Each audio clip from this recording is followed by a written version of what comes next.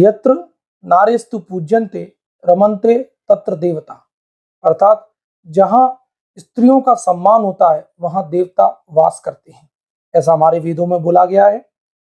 दोस्तों, आपको एक घटना राजस्थान की बहुत चर्चित हत्याकांड हुआ था जिसका नाम था भंवरी देवी हत्याकांड के नाम से लोग इसे जानते हैं।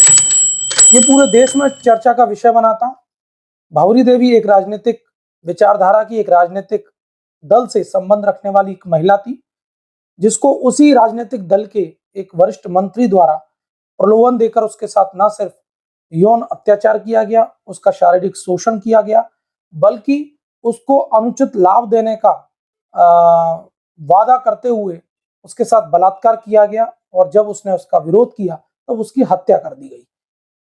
उसके बाद से इस पूरे देश में वर्क प्लेस पर महिलाओं की सुरक्षा, महिलाओं के अधिकारों और उनके यौन उत्पीड़न से उनको बचाने के लिए, उसके निर्मूलन के लिए किसी कानून की मांग पूरे देश में उठने लगी, जिसके संबंध में सुप्रीम कोर्ट द्वारा एक विशाखा गाइडलाइन पूरे देश में लागू की गई। इसके बाद पूरे देश में इस कानून को लागू किया। इस कानून का नाम है the sexual harassment of women at work place prevention prohibition and redressal act 2013। नमस्कार दोस्तों, मैं आपका लीगल मित्र रविंद्र दीक्षित एडवोकेट आज फिर एक बार आपके सामने हाजिर हूं एक नए विषय के साथ, एक नई बात करने के लिए। वर्किंग प्लेस पर महिलाओं को प्रत्यक्ष या अप्रत्यक्ष रूप से अपने वरिष्ठ अधिकारियों या अपने साथी पुरुष कर्मचारियों का कहीं ना कहीं यौन हिंसा का शिकार होना पड़ता है, या उनके साथ शारीरिक शोषण किया जाता है, या उनको इतना शारीरिक और मानसिक दबाव दिया जाता है, या उनके साथ इतना शारीरिक और मानसिक उत्पीड़न किया जाता है कि वह अपनी बात खुलकर समाज के आगे या शिकायती फोरम पर नहीं उठा पाती है। कार्य में मदद करने के माध्यम से या किसी प्रकार की अन्य सुविधा या लाभ देने का लालच देकर महिलाओं का यौन शोषण किया जाता है, शारीरिक शोषण किया जाता है। ऐसी परिस्थितियों से ही निपटने की पूरी प्रक्रिया इस कानून में दी गई है। इस कानून के अंतर्गत वे सभी महिलाएं आती हैं, वो सभी महिलाएं पीड़ित महिलाएं कहलाती हैं। फिर वो चाहे शासकीय कार्यालयों में कार्य करने वाली महिलाएं हों, या प्राइवेट संस्थानों में कार्य करने वाली महिलाएं हों, स्कूल कॉलेजों में पढ़ाने वाली महिलाएं हों, या स्कूल कॉलेजों में पढ़ने वाली छात्र छात्राएं हों, या नर्सिंग होम, अस्पताल, कोऑपरेटिव सोसाइटी, अन्य स्थानीय निकाय, शासकीय निकाय, प्राइवेट संस्थान, ऐसे सभी स्थानों पर यह कानून समान रूप से लागू होता है जहां पर महिलाएं कार्य करती हैं और उनका ऐसा शोषण किया जाता है। ऐसी सभी महिलाएं शिकायत कर सकती हैं। प्राइवेट संस्थान भी शामिल किए गए हैं। प्राइवेट संस्थानों में भी कार्य करने वाली महिलाएं इस कानून के अंतर्गत शिकायत कर सकती हैं। संबंधित जिले के अधिकारी अर्थात जिलाधिकारी, डीएम, जिले के कलेक्टर को यह अधिकार दिए गए कि वे स्थानीय स्तर पर एक समिति का गठन करेंगे। इस समिति का गठन के अंतर्गत उस शासकीय निकाय या उस संस्थान की वरिष्ठ महिला कर्मचारी उस समिति की अध्यक्ष होगी। उस समिति में 2 ऐसे लोग लिए जाएंगे जो कि उस संस्थान में कार्यरत ना हो और जिनको सामाजिक क्षेत्र में कार्य करने का अनुभव हो, और जो महिला कानून के संबंध में विशेष रूप से पारंगत हो।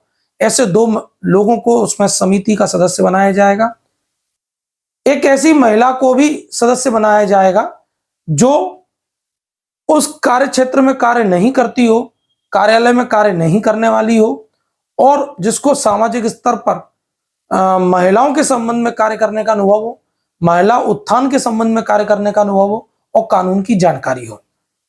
इस पूरी समिति में कम से कम यानी 50% जो सदस्य होंगे वो महिलाएं होंगी, और महिला ही इस कमेटी की चेयरमैन होगी, ऐसा इस कानून में बताया गया है। 2 प्रकार की कमेटी होंगी। एक स्थानीय लेवल पर कमेटी जो इस ऐसी शिकायतों का निराकरण करेगी, जिसे कलेक्टर गठित कर सकता है, और एक उस संस्थान में, हर संस्थान में, चाहे वो प्राइवेट हो चाहे शासकीय हो, जहां पर महिलाएं कार्य करती हैं, उस संस्थान के प्रमुख की ये जिम्मेदारी है कि ऐसी एक शिकायत निवारण समिति का गठन वो अपने कार्यालय में भी करे, जहां पर सुरक्षित रूप से अनुकूल वातावरण में महिला अपनी बात उस समिति के आगे रख सके। महिला अपनी बात लिखित में भी रख सकती है, मौखिक रूप से भी रख सकती है, और उस समिति के अध्यक्ष की जिम्मेदारी होगी कि वो महिला को पूर्ण विश्वास दिलाए, उसको ऐसा उचित वातावरण प्रदान करे कि वो अपनी शिकायत खुलकर उस समिति के आगे रख सके। लिखित में उपलब्ध कराने के लिए सभी संसाधन उपलब्ध कराएगी वो समिति। ऐसा सभी प्रावधान इस कानून में दिया गया है। स्थानीय समिति या जिले के कलेक्टर का यह दायित्व है कि इस कानून के व्यापक रूप से प्रचार प्रसार के लिए वह समय समय पर जिले भर में कार्यक्रम चलाए। उस कार्यालय या शासकीय कार्यालय या प्राइवेट कार्यालय के प्रमुख की जिम्मेदारी है कि वो अपने कार्यालय संस्थान में या कार्यालय के परिसर में इस कानून के संबंध में आवश्यक दिशा निर्देश के संबंध में एक नोटिस बोर्ड लगाए और सभी कर्मचारियों को इसकी गाइडलाइन इशू करे और इसकी व्यापक रूप से इसकी जानकारी पूरे कर्मचारियों को प्रदान करे। यह उस कार्यालय प्रमुख की जिम्मेदारी होगी, व्यापक रूप से प्रचार प्रसार करने की जिम्मेदारी होगी। ऐसा इस कानून में उल्लेख किया गया है।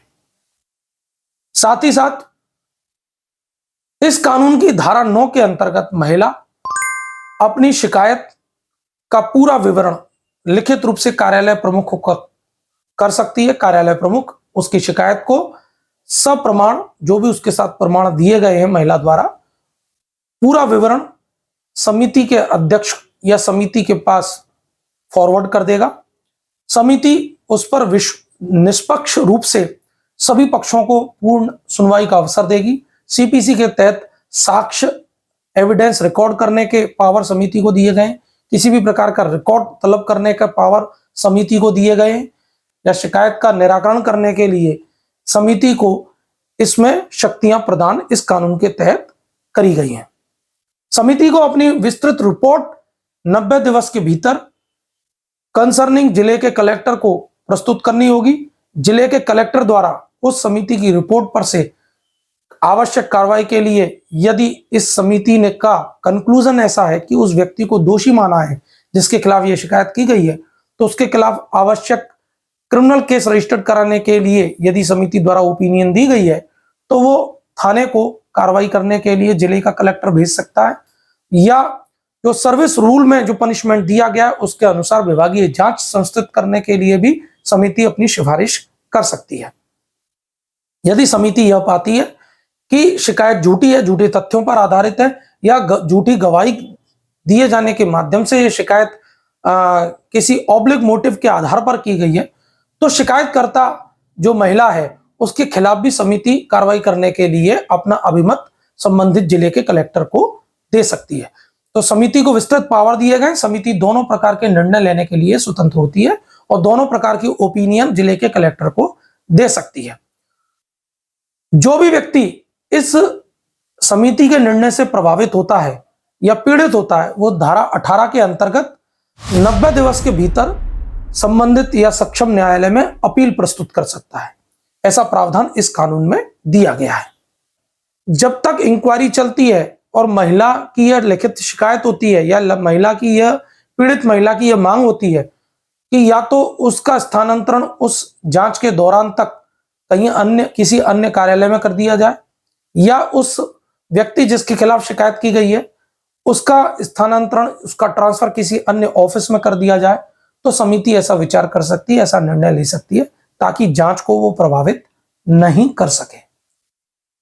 जो समिति निर्णय लेगी, समिति उचित मुआवजे का आदेश भी पारित कर सकती है। मुआवजे का जो आधार होगा वह शारीरिक और मानसिक रूप से जो प्रताड़ना होगी उसका आकलन करने के बाद, और जो इसमें आरोपी है उसकी स्टेटस को देखने के बाद मुआवजे का निर्धारण समिति द्वारा किया जा सकता है। और मुआवजा देने के लिए जो इसमें दोषी आरोपी पाया गया है, दोषी व्यक्ति पाया गया है, उसको यह निर्देश दे सकती है कि वो जो मुआवजा निर्धारित किया गया है वो पीड़ित महिला को प्रदान करे। समिति की रिपोर्ट के आधार पर क्रिमिनल केस भी रजिस्टर्ड कराया जा सकता है। महिला यदि समिति में अपनी शिकायत दर्ज करा दी है तो इस कानून में यह स्वतंत्रता दी गई है कि महिला पृथक से पुलिस में केस भी, क्रिमिनल केस भी रजिस्टर्ड करा सकती है। इसमें यह किसी प्रकार की रोक नहीं है कि विभागीय जांच यदि चल रही है तो क्रिमिनल केस पुलिस रजिस्टर्ड नहीं कर सकती। पुलिस को पूरे अधिकार है, पृथक से पुलिस केस भी रजिस्टर्ड कराया जा सकता है।